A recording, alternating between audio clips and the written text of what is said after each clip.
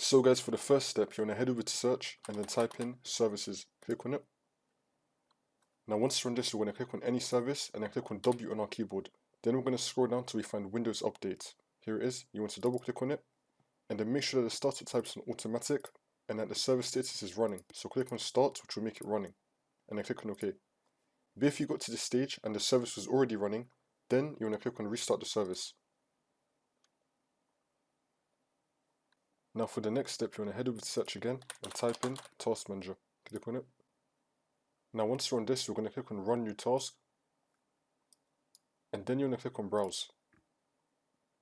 And now you want to click on this PC, C drive, scroll down, Windows, scroll down again, System 32, and then scroll down again until we find CMD. Here it is right here, cmd.exe. You want to double click on it, which will then make it appear here. Then we're going to put a space and then type in -- update.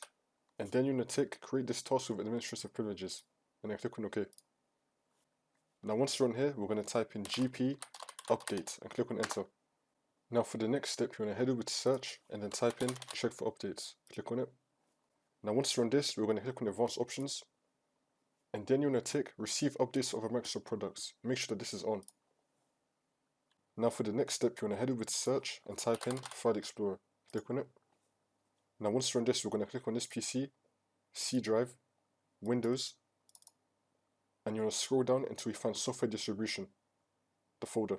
Here it is, you want to double click on it. Now once you're on this, you want to delete all these files, so just hover over it and then click on delete.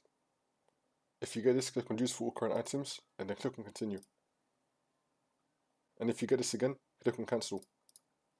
Most of the files are going to be deleted. Now you want to restart your computer and then the problem should be fixed.